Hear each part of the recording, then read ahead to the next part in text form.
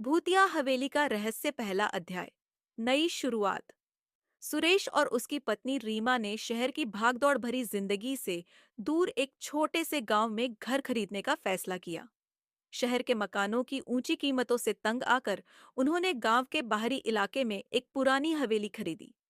हवेली देखने में सुंदर थी, मगर गांव वालों ने उनके इस फैसले पर चिंता जताई।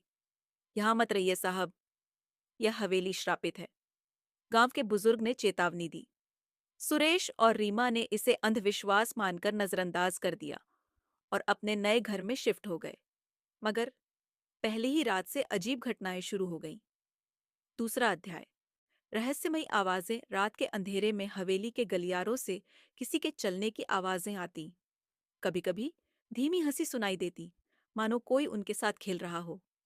एक रात रीमा ने बाथरूम के आईने में एक परछाई देखी। जब उसने पलटकर देखा तो वहां कोई नहीं था। डर के मारे उसकी चीख निकल गई। सुरेश भागता हुआ आया, लेकिन उसे कुछ नजर नहीं आया। तुम्हें शायद भ्रम हुआ होगा, सुरेश ने उसे समझाने की कोशिश की, मगर रीमा के चेहरे पर डर साफ झलक रहा था। तीसरा अध्याय।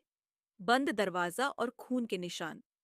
अगली सुबह उन्होंने देखा कि हवेली के एक दरवाजे पर जंजीरें लगी थीं। ये दरवाजा उन्होंने पहले नहीं देखा था। जब उन्होंने गांव के एक वृद्ध से इसके बारे में पूछा, तो उसने कहा, इस दरवाजे के पीछे एक भयानक सच छुपा है। बरसों पहले इस हवेली के मालिक की पत्नी का बेरहमी से कत्ल कर दिया गया था। तभी से उसकी आत्मा यहाँ भटकती है।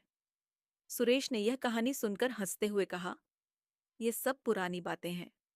हम भूत प्रेत पर विश्वास नहीं करते। लेकिन उसी रात कुछ ऐसा हुआ जिसने उनकी हंसी छीन ली। हवेली की दीवारों पर खून के धब्बे उभर आए। वे घबरा गए, मगर किसी अनजान ताकत ने उन्हें हवेली छोड़ने नहीं दिया। चौथा अध्याय। आत्मा का प्रकोप। रीमा की तबीयत अचानक बिगड़ने लगी। वह हर रात सोते सोते चिल्लाने लगती। उसकी आंखें लाल हो जाती और वह किसी अनदेखी शक्ति से बातें करने लगती। एक रात सुरेश ने देखा कि रीमा सोई हुई थी, मगर उसकी परछाई दीवार पर हिल रही थी। डर के मारे सुरेश ने गांव के एक तांत्रिक को बुलाने का फैसला किया। तांत्रिक ने हवेली में प्रवेश करते ही कहा, यह आत्मा अब बहुत शक्तिशाली हो चुकी है, इसे शांत करना आसान नहीं होगा। पांचवां अध्याय। अंतिम संघर्ष। तांत्रिक ने हवन किया और मंत्रोच्चारण शुरू किया। तभी हवेली की खिड़कियां और दरवाजे खुद ब खुद खुलने बंद होने लगे। रीमा जमीन पर गिर पड़ी और दर्द से कराहने लगी। अचानक एक महिला की परछाई हवा में उभरी और गूंजती हुई आवाज आई, मुझे न्याय चाहिए। तांत्रिक ने जोर से मंत्र पढ़े और आत्मा से पूछा, तुम कौन हो? आत्मा ने जवाब दिया, मैं इस हवेली की असली मालकिन हूं। मेरे पति ने लालच में आकर मेरा कत्ल किया था, मगर मेरी आत्मा को मुक्ति नहीं मिली। तांत्रिक ने आत्मा को शांत करने के लिए कहा कि अगर उसका असली हत्यारा दंडित हो जाए तो वह इस दुनिया को छोड़ सकती है। छठा अध्याय। रहस्य उजागर। गांव के पुराने रिकॉर्ड देखने के बाद पता चला कि हवेली के असली मालिक का बेटा अभी भी जिंदा था और पास ही के शहर में रह रहा था। जब पुलिस ने उससे पूछताछ की तो उसने अपने पिता के अपराधों को कबूल कर लिया। उसके पकड़े जाने के बाद हवेली में होने वाली अजीब घटनाएं धीरे धीरे बंद हो गईं।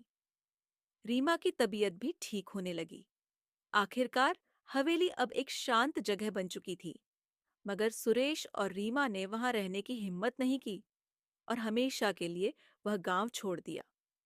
लेकिन गांव के लोग अब भी कहते हैं कि कभी-कभी हवेली की खिड़कियों में किसी की परछाई दिखाई देती है। क्या यह सच में खत्म हुआ या कोई और राज अभी भी बाकी है?